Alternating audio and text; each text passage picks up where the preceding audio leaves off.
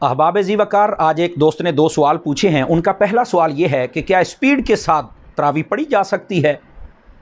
इसके 2 पहलू हैं।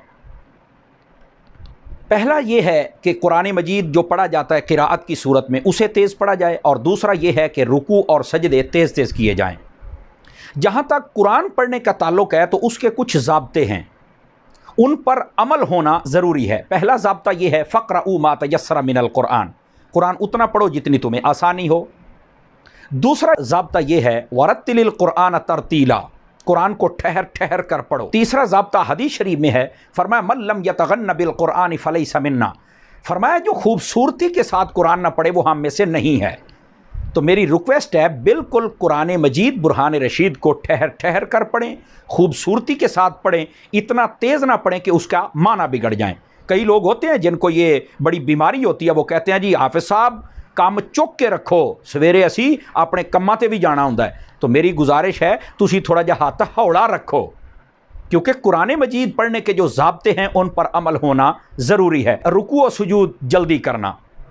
बुखारी और मुस्लिम की मुत्तफ़क़ अलैह हदीस है, नबी पाक सल्लल्लाहु अलैहि वसल्लम मस्जिद में जलवागर थे, एक शख्स आया, उसने बड़ी तेज़ी के साथ नमाज़ पढ़ी, रुकू और सुजूद में जल्दी की। हुज़ूर अकरम अलैहिस्सलाम से उसने सलाम अर्ज़ किया। हुज़ूर ने फरमाया कि तू नमाज़ पढ़, अभी तुमने नहीं पढ़ी। वो चूँकि सहाबी था, मानने वाला था, उठा, उसने दोबारा नियत बांध ली, लेकिन उसी तरह जल्दी जल्दी। फिर बारगाह अक़दस में आया, आपने फिर फरमाया कि नमाज़ दोहराओ, तुमने अभी नहीं पढ़ी। उसने फिर दोहराई, फिर हाज़िर खिदमत हुआ। हुज़ूर ने फरमाया फिर पढ़ो, अभी तुमने नहीं पढ़ी। उसने कहा हुज़ूर जो तरीका मुझे आता था उसके मुताबिक तो मैंने पढ़ ली है, अब मेहरबानी करके आप ही मुझे समझाएं। तो हुज़ूर अकरम अलैहिस्सलाम ने इरशाद फरमाया जब तुम नमाज के लिए खड़े हो तो इंतहाई इत्मीनान और सुकून के साथ नमाज पढ़ो, जितना हो सके कुरान पढ़ो, और उसके बाद रुकू और सुजूद ऐसे करो कि तुम्हें इत्मीनान हासिल रहे। तो ना क़िराअत में जल्दी होनी चाहिए और ना ही रुकू और सुजूद में जल्दी होनी चाहिए। उनका दूसरा सवाल यह है कि अगर तरावी बिल्कुल ना पढ़ी जाए तो क्या रोज़ा हो जाता है या 8 और 12 पढ़ सकते हैं। तो उनकी खिदमत में ये रिक्वेस्ट है कि तरावी ये सुन्नत है, इसको ज़रूर पढ़ना चाहिए।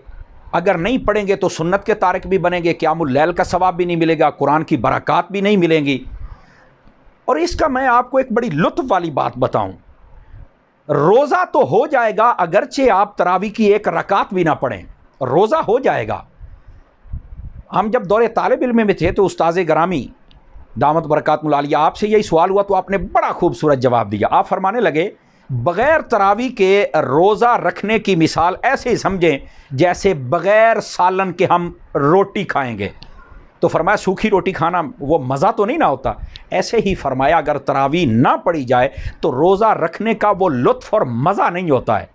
और ऐसे ही 8 और 12 वालों के लिए भी फरमाया रोटी ज़्यादा और सालन तुम्हें थोड़ा दिया जाए तो मुश्किल में पड़ जाओगे ना, लुत्फ़ में कमी आ जाएगी ना। इसी तरह जो थोड़ी तरावी पढ़ते हैं उनके लुत्फ़ में भी कमी आ जाती है। तो अल्लाह ताला हम सब को रमज़ान शरीफ के अंदर जहाँ सभी इबादत करते हैं वहाँ पर तरावी पढ़ने की भी तौफ़ीक अता फरमाए।